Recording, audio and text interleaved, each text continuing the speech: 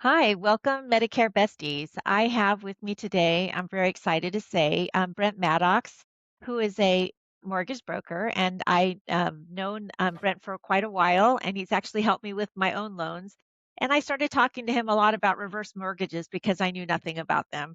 And I asked him after hearing a little bit more about them if he would come in today and just answer some questions and kind of demystify what that process is. So please welcome Brent. I'm so happy to have you here. Brent, why don't you tell us a little bit about your background and how you got into the mortgage business? Well, I've been in finance for almost 30 years, 28 years it's been. I started working with a bank kind of in their operations side and did that for it was about 9 years, and then got into mortgages. My brother-in-law was actually doing it before that and kind of talked me into taking the leap and moving over to this side of it. And so I've been doing that since 2007 and just love what I do. I enjoy the people. I enjoy what I'm able to help people do. So that's kind of what's got me into it and kept me into it, honestly. That's awesome. Brent, you're almost on your 20th year anniversary as a mortgage broker Yeah. next year. That's pretty amazing. Well, as you and I have had some conversations, I've told you, that with inflation being the way it is, I see when in communicating with my clients, they're making hard decisions. Sometimes they're being prescribed a medicine that's now really expensive, or the cost of everything between property taxes, food, gas, what have you. I don't think most people, when they planned their retirement, they anticipated the inflation that we have today and the high cost of items. And so it hurts my heart to see so many people kind of really struggling. Tell me a little bit about reverse mortgages because I kind of was trying to figure out, is this potentially something that could be a relief to some of those folks that are finding that maybe they're outliving their retirement, or actually just the cost of everything is making it so that their fixed monthly budget no longer cuts it. Yeah, no, you nailed it exactly. I mean, people are kind of getting ready for retirement and they're looking at this set lifestyle they want. And Right. Social Security increases, what is it, about 2 to 3% each If we're year. lucky. Yeah, if we're lucky, and we know everything else is going up quicker than that, so it's not meeting the needs, and if there isn't other assets available, it puts people in tough situations to where they have to make hard choices, kinda like what you were saying with the medications. That's going up. Okay, can I do this medication? Do I need to look at alternatives? The reverse mortgage came in as a great tool to first of all, it was mainly to keep people in their homes. I mean, as mortgage payments are going up, if they've actually got a paid off home or close to, they can use that equity to stay in the home and cover their expenses. A lot of other mortgages that are out there, you take out the money, you get a lump sum, and then you make payments back, which Exactly, works which out is the great when we've got last thing income people coming. need. Yeah, I mean, when you've got income coming in and you're working, that works out. But when you're retired and you're on a fixed income, that payment, you're going to be taking money out and setting it aside so you can make the payment back. It just didn't make sense. And I mean, it started back in the 60s when they started this program. It was a much different back then. It was the late 80s that the government kind of got involved and started insuring them. But that was the main goal at the beginning, was to keep people in their home. And it's something that people work really hard to get into a home and get that security and stability. And then they work hard to pay it off. And now that it's paid off, okay, well, now what? Now I still have the expenses. This gives them Exactly. a tool to cover those expenses without having the monthly payments. Well, that's interesting because I think, what I hear some of my clients say, is they're really struggling, with their bills. They don't want to ask their kids for help, financially, whether it's to pay for medications, a hospital bill, or property taxes for that matter. But they're struggling and they're trying to kind of pinch pennies as much as possible. And the thing that I hear often is, no, I don't. This is like something that I'm leaving for my kids. And I keep thinking about my own relationship with my parents, and it's like I would way rather have my parents live feeling some relief financially than to feel like they're just barely making it so that I could have an asset later. And so what would you say in terms of who would be the right candidate, and how are those loans sort of crafted, so to speak? Like what options are available in terms of reverse mortgages? I think people immediately think, and this is what I've heard, I don't want to give my house to the bank. I've worked really hard to pay it off. So, I kind of want to, you opened my eyes when you told me some things. So I'm really looking forward to kind of sharing what that really looks like in terms of what are you giving up? Yeah, I think that's the biggest concern is our parents work so hard to get that home and they want to leave something to their kids, whether it's, money they've been saving up or money from the house or any kind of assets that they can leave, they try to do that. But I mean, like you said, I would rather have my parents have a better life than Right. leave me anything. And honestly, my father passed away a little while ago. My mom's still alive. And when she passes, her home's going to be divided by 5 people. So it's going to be a sold home. So we've got to deal with that asset at the time anyways.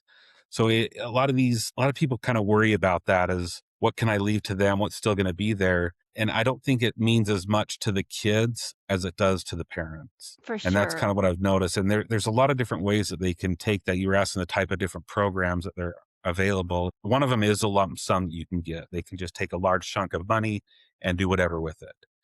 It's not necessarily counted as income. So it's not something that needs to be worried about with social or Medicare because it's going to be a debt basically, but that money comes to them to spend however they want. I see. Um, So they don't have to count it as increased income for the year or anything. right. Yeah. It's not going to be the Okay. same as a regular, I don't know, like a portfolio would be Yeah. where And they they're make making no interest. payments on that, right? So they get that lump sum and there's no payments that are made while they're still alive? Yeah. So I've got to be careful how that's worded Okay. because Yeah. Okay. there are no monthly payments that are required for them to make as long as they pay their taxes, the insurance, and they remain in the home as their primary residence. Got it. Got it. As long as that's met, then no, there is no repayment back to the bank. I see. Well, and then I've met people that have also done the reverse mortgages to lower, like have a monthly stipend just to increase their, they're kind of looking at it almost like a pension now that they can kind of pull some money. Is that a common way to do it, or is it more often that it's a lump sum that people are pulling out? I think the most common way I see that is an option to get a monthly payment. You could do like the lump sum that we talked about. They could do a monthly payment, or they could do a line of credit. And the line of credit is just money that's set aside that's available if they need it. Got Um, it. So in that case, is there less of that interest on a line of credit than there would be if they do the lump sum in terms of what may be owed at the end? it's going to be depending upon how much they use. Yeah, with the lump Uh, sum, it's going to okay. All of it was taken. If a yeah. line of credit and they only take what's needed, then some of that is still available to go back for the loan itself. And the nice thing about the line of credit, if you took the lump sum and went say 200,000 at the beginning, or did the line of credit's going to increase if it's not used over time. So say in 5, 10 years, that 200,000 could now be 215, or it can grow up there as well. So Oh, that's the money true. available to them could go up. I see. And who in your mind would be like what you would say are ideal candidates for a reverse mortgage versus those that, may not get as much value from that? The ideal candidate is going to be somebody that owns most of their home, has it mostly paid off, either all or they say generally 75% paid off, and that's going to put them in a good position. And the other thing is to make sure that some people that it gets to the point where they have to leave something to their children. And if that's something they have to do, this isn't a good program for them because it leaves something that needs to be dealt with by their kids at that time. And so it's not something that I feel people should be talked into. I think it's going to be the right person that has talked with their kids and their kids kind of feel how we were talking earlier. They want a better quality of life for their parents than somebody that needs to, my daughter's living in the home. I need to keep that home for her. She needs that Oh, when I I go. see. Yeah, and in your case, do you find, or in your experience, do you find that when people who have had those lump sum mortgages come due after they pass, is there a certain amount of time where there's still equity and value for the kids to still be able to share in with the bank, or do you find that typically that a lump sum as it's accruing interest over the time they have the loan eats into much of the equity. I'm just kind of curious what would be reasonable or realistic for people to consider there. Because I was thinking about like the folks are like, "Oh, I really don't want to, I want to leave something for my kids. And I feel like you were saying, sometimes people feel embarrassed by it and they shouldn't. I mean, that's their equity. They earned it. And it's no reason to feel that when you're struggling, you can't use that. But I like was thinking maybe like people in their 80s, for example, where who they've seen in the last 5 years, maybe massive growth in their equity. Right. They may also not be in a situation where they have a loan for 10 or 15 years potentially. Would someone who has a little bit older, like in their 80s, be a better candidate than say someone who's in their mid 60s? Yeah, a better candidate is going to be they can get more money. They're able to take out more just because the bank, when they do these reverse mortgages, it's for as long as they're in the home. So if you're 80, they're planning on you being in the home shorter amount of time. So if you're Right. in your 60s, 62, then it's going to be a longer time they're paying out. So that amount could be higher that you're receiving. The nice thing about it is it's a non-recourse loan. So if they are, like you said, live to 105, 110, 120, those payments, if that's how they get the money, they're getting the monthly payments, those payments are going to keep coming. And if the amount that they are receiving goes above the value of the home, the bank is going to require the value of the home, not the Got it. amount that was taken. And so it's kind of a nice safety net to where okay, the home was worth, let's say 700,000, the loan went up to 900,000, the kids aren't on the hook for $200,000. I see. Okay. That's where the insured from the FHA and the government kind of came in to help protect that, to make sure that that didn't happen. Right. So you didn't just not leave your kids something, but now you've left them a massive liability at the Right. end. That Even would more. be, yeah. Well, that's good to know. I think that's a really important message. And I was thinking about if people were to have that conversation with their kids more frankly while they're, alive, would it be possible for, I was thinking about like one question could be like, well, here's a couple options. I'm short. Life has gotten too expensive and your mom and I are running a little bit short. And so we're considering a couple options. And one could be we could get a reverse mortgage, but obviously that may mean that this asset may or may not be there for you depending on how long we live. And or secondly, that same $200,000 we were talking about could be a home equity loan or a second mortgage that maybe the kids are say that they'll pay the monthly payment for. Is have you ever seen a situation like that? I'm just curious, like I just feel like sometimes we don't want to have these conversations about finances. And the reality is there's a lot of people, in my age range, who have, parents in their 80s and like yourself, we have, parents that we're worried about, that they don't want to have that conversation, but it's almost necessary that we kind of make sure, are you okay? Let's talk about what the gap is and how we can help support you. Have you ever seen any kind of creative sort of family financing like that that can help some of the seniors? I haven't seen where the parents take out a home equity line and the kids pay it. I've seen it kind of reverse where the kids take out the home equity line and they pay it for their parents to cover their Got it. care.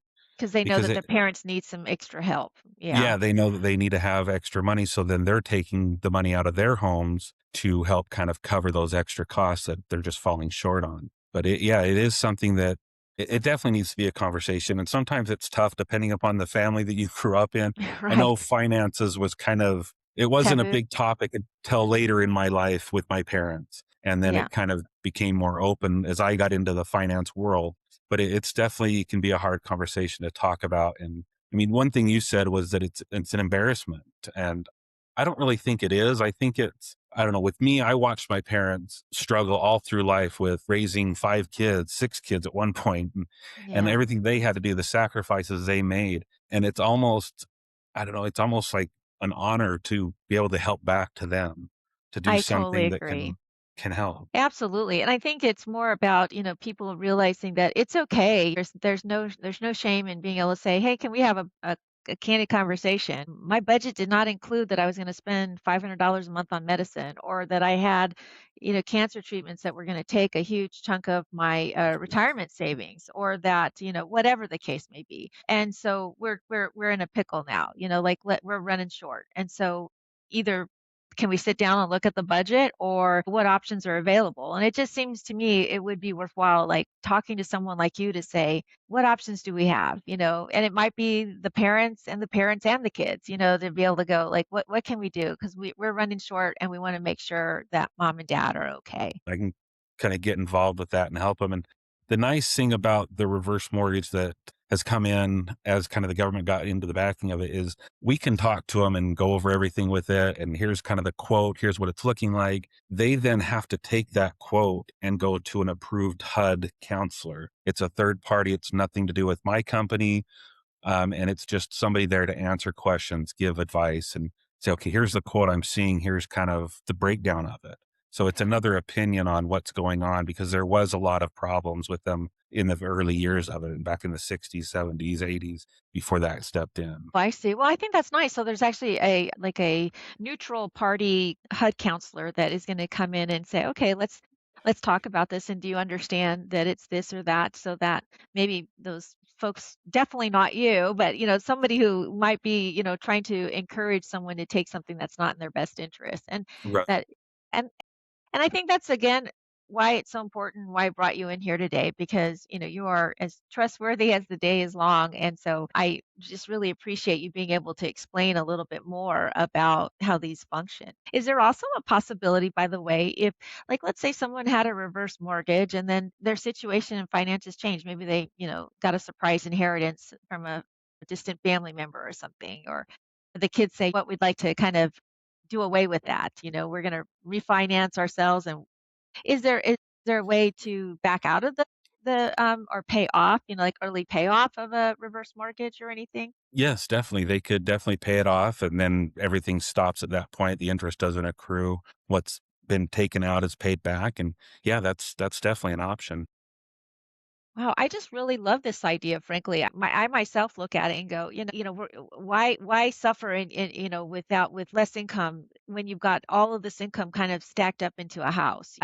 When you pass on, nobody's going to be liable for that loan, and you've now got some breathing room. It just seems like to me that it's a really good opportunity, for people that I myself would say that why wouldn't I do that? Yeah. It's just like just looking at it, it's hard for me to understand where some of the yeah, but I think you nailed it though. You said if your goal is to leave that asset fully to your children, then obviously pulling money out of the equity is not a good idea. Yeah. And another thing that's a good use of the program that usually it's a reverse mortgage kind of as a refinance for the home you're in. But something that can also be done is, say you've raised your family, the kids are all out of the home now, and as you're getting up to the years, you've still got this huge home. That home you could use a reverse mortgage to purchase. So it's not just to refi, but you could purchase a different home, sell that home, use the reverse mortgage on the new home, and then you're going into that smaller, something more manageable. Well, that's interesting. Can you clarify that a little bit more? I'm trying to envision that in my head. So, like, for example, let's say I've got my home that I raised my kids in, and maybe that's worth, $800,000. And now I'm like, this is way more home than for me to cook and clean and take care of. And we want to downsize. How would that work? That because I have equity, 'cause the market's gone crazy in my lifetime, I'm able to use that equity as a down payment on the next house, or explain how, maybe let's give an example of what that would look like with some Yes, numbers. your example, the $800 home. Let's just say you have a, I don't know, 300,000 on it. You Yeah, sell the home, you now have $500,000 that you can put in the next home. You find something that's worth, I don't know, 7. You could put that 500,000 or even you want to be above half. That's kind of where they want to see things is that you're putting at least 50% down. got it. But instead of financing that other portion and paying for 30 years or however long mortgage payments, you could use that reverse mortgage to subsidize that payment. You no longer have the payments to make, Wow. or the other options as before. The Oh, that's line of amazing. credit, things like that don't make as much sense in that situation just because you have the money already that you could set aside for that. But Wow, to not have the mortgage payment is the biggest benefit. that's amazing. I hadn't even thought about it from that perspective, where if we've refinanced once or twice in our lifetime, that 30-year mortgage just feels like it's going to outlive us. And Yes. so just being able to get rid of a mortgage payment is massive in terms of what it does for people's budgets. So Yeah, I that mean, really can be a huge relief. yeah, and that's what I mean, that's what I was aiming for. That's what my parents were always for is to get that mortgage paid off, get rid of that Right. payment. And if you've done that and things are getting tighter, there's a way to kind of get benefit for all the hard work that you've done. Well, that's great. Well, thank you so much. Is there anything else that I, have not asked you about related to reverse mortgages that you think are important to keep in mind? Like if somebody wanted to look into it and just get some information, would they go to someone like yourself as a starting point? Yeah, that's kind of the best starting point is to have a conversation, look at what the age is going to be a big factor, equity in the home, and then from there we can work up a proposal. There's no cost for any of that, and that's just not what I do, but that's legally. There's no cost for what's being done up front to kind of get things started to give that quote before then it goes to the counseling, everything else. But that's a good way to get the conversation started of here's what it would look like. Here's what's available to you, whether it's in a lump sum, whether it's a line of credit or monthly payments, and get that breakdown. And a lot of times that's a good thing to take back to the kids and say, okay, here's what we Yeah. found. Here's what would happen. Here's our budget now. Here's our shortfall. Here's a way to kind of make that gap. I love that. I think that's great. I always encourage actually my clients, especially the ones that are a little bit older, to invite their kids into the conversation. Because the last thing with so much predatory practices towards seniors, I think it's nice when I love to see people like you and I helping and advocating for our parents because I think that they're vulnerable. And it's nice to know that you're in that same situation of saying, "Hey, let's bring them into let's have an open conversation, and talk to them about it so that there are no surprises." I think that's so important with families so that there isn't any like, "What happened? What did what did this person do?" And so, um, Yeah, I and think it's that's an awesome. easier conversation that way because we've got all parties involved. And Exactly. if the kids are interested in what's going on, then it's good for them to be there and kind of see how things are moving and what's going to happen and what it could end up with, rather than trying to relay the information back. And then we just end up having a third conversation with them and kind of Right. breaking it down. So I like to have them all involved, but again, not necessary. Yeah. And have you seen an uptick with the economy being, the since 2020, we've really had sort of this massive increase in the cost of everything. And so have you seen an increase in people's interest in reverse mortgages in that Yeah, time frame? definitely see the interest go up, just because of the economy, but also because of home values have just gone crazy. Those two things have kind of helped to make it so where it makes more sense to people. Oh, great. Great. And then something you asked me about the end of the loan, the timing.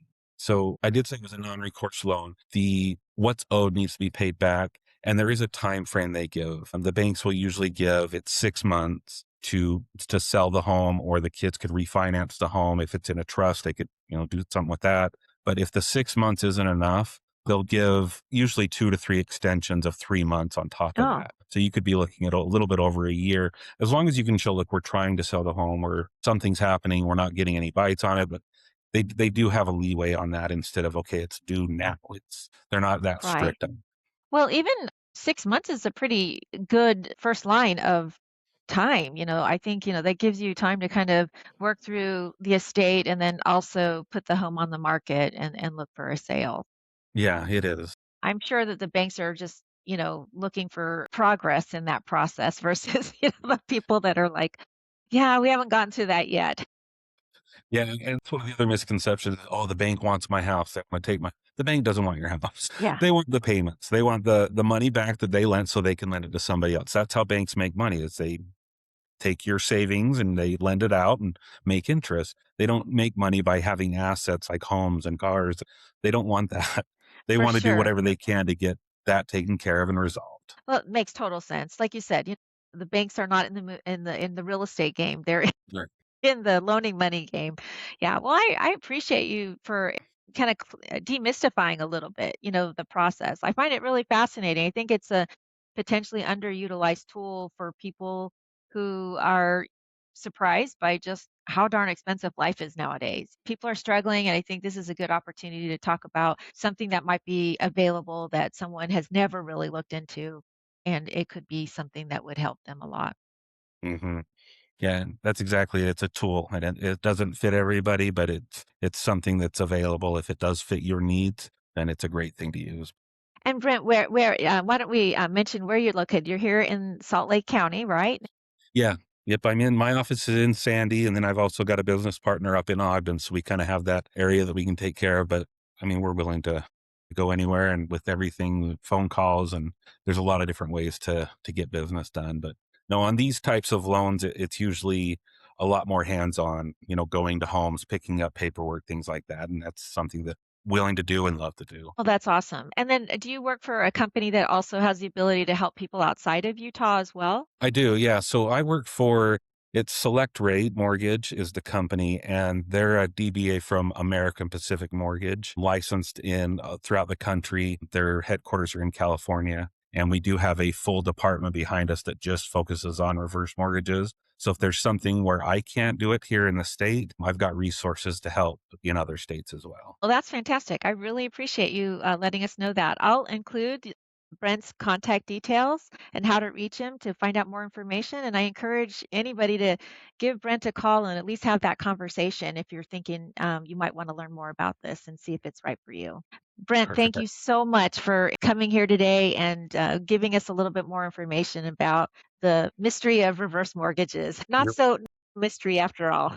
yeah, you know, I appreciate the opportunity. So thank you. My pleasure. My pleasure, Brent. Well, thank you so much. And Medicare Besties, this is one more episode, and I hope you enjoyed hearing more about how reverse mortgages can potentially be a tool in your budget toolbox. Thank you so much.